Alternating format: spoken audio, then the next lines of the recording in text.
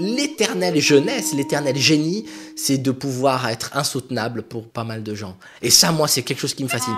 Quand je vois, par exemple, un type qui arrive à faire scandale, qui arrive à vider une salle, et pourtant qui est connu, vous voyez ce que je veux dire? Et je me dis, ah ouais, il se passe encore quelque chose pour ce mec-là, il est encore vivant. À partir du moment où les gens sont là, ils se caressent le nombril pendant qu'ils écoutent votre musique, et ils applaudissent à la fin. C'est formidable, le succès. Mais le succès, c'est un malentendu. J'ai questionné des gens dans la rue en leur demandant « Est-ce que tu peux me chanter ce que tu connais de l'air du Torador de Carmen ?» Et j'ai récupéré, comme un ethnomusicologue, vous savez, les mecs qui vont dans la forêt, dans la brousse, voilà. J'ai noté toutes les onomatopées, toutes les erreurs rythmiques, les fausses notes, etc. Et je fais chanter ça par un chanteur d'opéra avec l'accompagnement de Bizet. Et ça donne une espèce de florilège complètement délirant où on se rend compte, et c'est ça que je trouve génial, que l'ignorance, elle est d'une diversité incroyable. C'est-à-dire qu'il n'y a personne qui méconnaît Carmen comme une autre personne.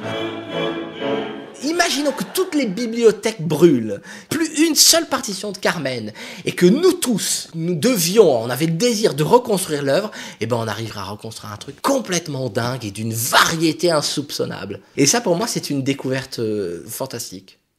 Pourquoi musique incidentale? Et ben ça fait référence justement à une pièce de George Brecht qui s'appelle Incidental Music. En anglais, ça veut dire musique de scène. La première fois que j'ai donné un concert de musique incidentale, ça a été un tel scandale, et c'est presque à chaque fois comme ça maintenant, que finalement les gens ont assimilé le fait que je compose pour créer des incidents. Mais ce qui n'est pas vrai en fait. Provoquer, c'est pas grand chose. Mais moi, ce que j'aime bien, c'est arriver à surprendre les gens. C'est ce plaisir de ce choc-là. La musique, l'émotion, bon... Je veux dire, on a suffisamment d'émotions dans la vie pour pas aller les chercher dans une salle de concert, si je puis dire. Moi, je suis clarinettiste, donc il m'arrive évidemment de composer pour clarinette. J'ai inventé un instrument qui s'appelle le suprême clairon, qui est un truc pour lequel aussi j'aime beaucoup travailler.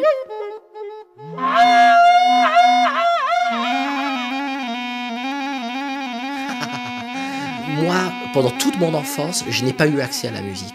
J'ai commencé la musique très tard, à partir de 13 ans. Donc ça a été vraiment mon premier choc musical. Ça a été une succession de désirs qui n'ont pas été assouvis d'aller vers la musique. Cette absence-là, sans doute me nourrit quelque part. Il y a l'intégrale Mozart aussi. C'est tout Mozart en 59 secondes. C'est-à-dire que j'ai pris toutes les œuvres de Mozart, je les ai empilées les unes avec les autres. Ça donne un truc comme ça, absolument terrible. Et la SACEM a refusé de me protéger cette œuvre. Ce qui est ridicule. 620e de génie. Quand je compose, premièrement, c'est pour me distraire, et deuxièmement, c'est pour me libérer des œuvres. Oui, je m'ennuie, sauf quand je suis là. On va rigoler. Mais vous allez avoir du boulot de montage.